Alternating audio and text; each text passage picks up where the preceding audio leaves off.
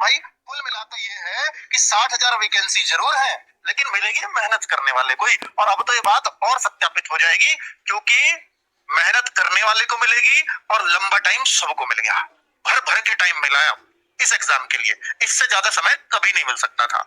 चलो वो मजबूरी में मिला हो या कैसे मिला हो, पर मिल गया। और अब ये भी बहुत अच्छे चांसेस इस एग्जाम के साफ सुथरे होने के रहेंगे। इस एग्जाम के साफ सुथरे होने के किस लिए रहेंगे?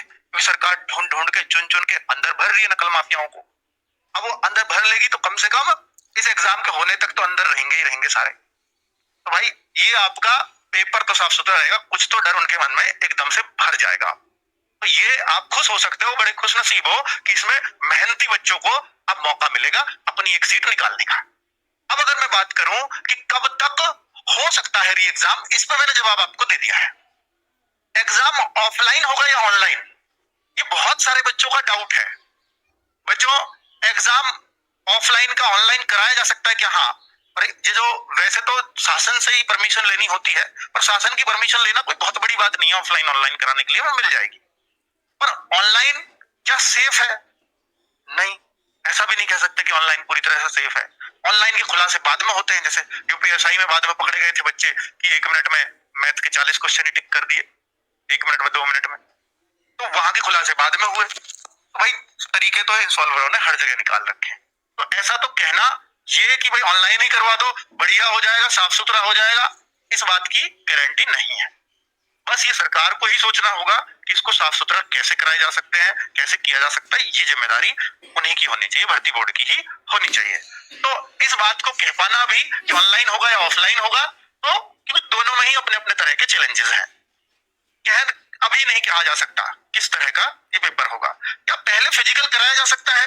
बहुत सारे बच्चों के मैसेजेस आ रहे थे, कमेंट्स आ रहे थे कि क्या ये बहुत अच्छा तरीका हो सकता है कि अगर फिजिकल करा दिया जाए। और 50 लाख का फिजिकल लेना भी आसान नहीं है, क्योंकि अब तो 50 का लेना पड़ेगा फिजिकल।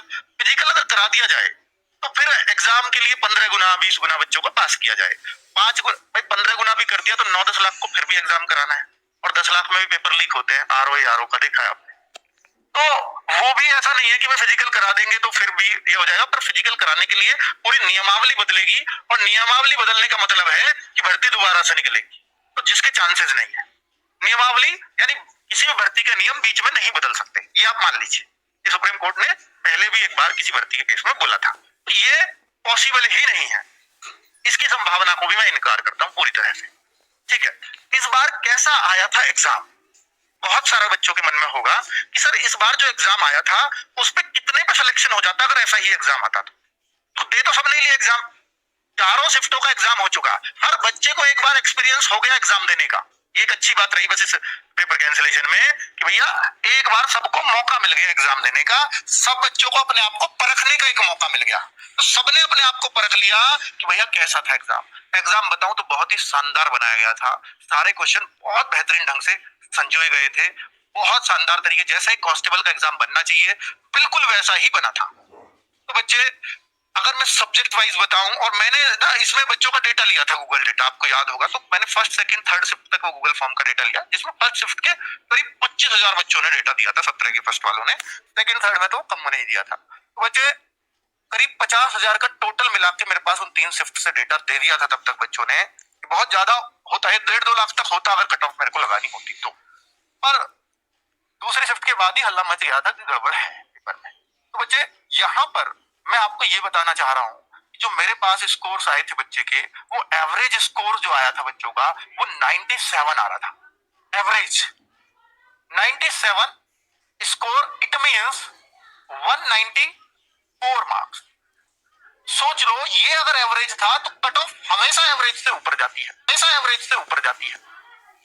अगर ये पेपर में साफ सुथरे लोग, क्योंकि इसको गूगल फॉर्म को तो साफ सुथरे ही भर रहे होंगे, कोई जिसके पूरे सही है वो क्यों भरेगा नकल वाला? तो इसको जो साफ सुथरे मेहनती बच्चों ने फॉर्म भरा था, उन साफ सुथरे बच्चों में ये एवरेज स्कोर गया था। और एवरेज स्कोर से मान लीजिए कि 5-6 नंबर तो ऊपर कट ऑफ पक्का ही जाती। अगर मैं इसकी कट ऑफ लगा रहा होता तो मैं जरूर जरूर 200 प्लस ही लगाता फिजिकल के लिए। फाइनल में और 4-5 नंबर ऊपर बढ़ जाती है। ठीक है, तो आप समझो कि अगर ऐसा पेपर आता तो आप 205 210 वालों का सिलेक्शन हो गया होता। पर सर 205 210 से जिनके नीचे थे, क्या तो भाई उनका अब हो जाएगा, और अब 210 220 वाले भी तो रहेंगे, क्योंकि आप उनकी जगह ही तो जाओगे। लिस्ट में घुसेगा कौन?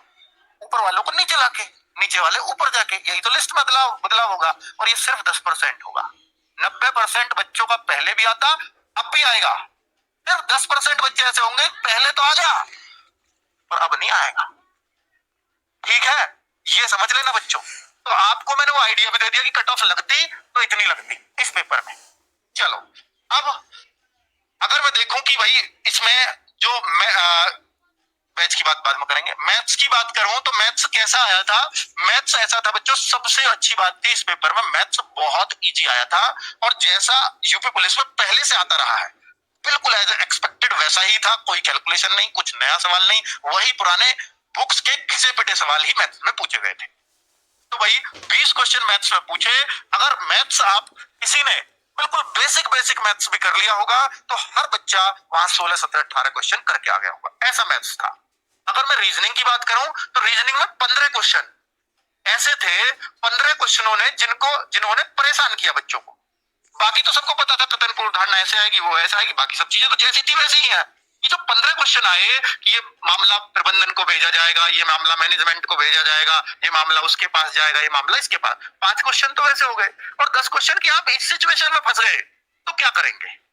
कि अगर आप एक पुलिस अधिकारी हैं और आपके पास सामने ये सिचुएशन है तो आप इनमें से कौन सी चूज करोगे? तो उन 4 सिचुएशन में से 2 तो आपको दिख जाती है कि एकदम ये तो हो ही नहीं सकती, लेकिन 2 में बच्चा बहुत फंस रहा था। मैंने खुद भी वो क्वेश्चन देखे। तो ये पिछली बार जेल वार्डन से शुरू है, उससे पहले यूपी पुलिस में नहीं आते थे और यहाँ आ रहे हैं। हो सकता है इनका रोल और भी बढ़े आगे। तो वो जो क्वेश्चन थे, इन 15 क्वेश्चन ने बच्चों को बहुत परेशान किया है। ठीक है, मैनेजमेंट को भेजा जाने वाले ने, प्रबंधन को भेजे जाने वाले ने, और ये जो 10 क्वेश्चन थे इन्होंने। तो ये 15 क्वेश्चन की वजह से रीजनिंग बच्चा जो पहुंच पा रहा था वो 45-46 तक ही पहुंच पा रहा था। 50 पार जो ले रहा था वो तो बहुत ही बड़ी बात थी। ठीक है, अगर आगे देखें, हालांकि हम मॉक टेस्टों में ऐसी चीजें देते रहे हैं आपको, अब थोड़ा सा और बढ़ाएंगे, स्पेशली उनको कि ये सिचुएशन हो आपके सामने तो आप क्या करेंगे। ऐसे क्वेश्चंस की प्रैक्टिस आपको चाहिए, और वो क्वेश्चंस बुक्स में भी नहीं है, दुर्भाग्य है हमारे पास। तो उसका भी हम एक बुक भी लाने वाले हैं इन्हीं 15 क्वेश्चंस के लिए। मात्र 9900 पेजेस की बुक, ये 101 पेज के अंदर ये मटेरियल कवर हो जाए और बच्चों की अच्छे से प्रैक्टिस हो जाए, ताकि इनका कल को 15 की जगह 20 भी हो जाए तो बच्चे इन क्वेश्चंस को बहुत अच्छे से पकड़ पाए।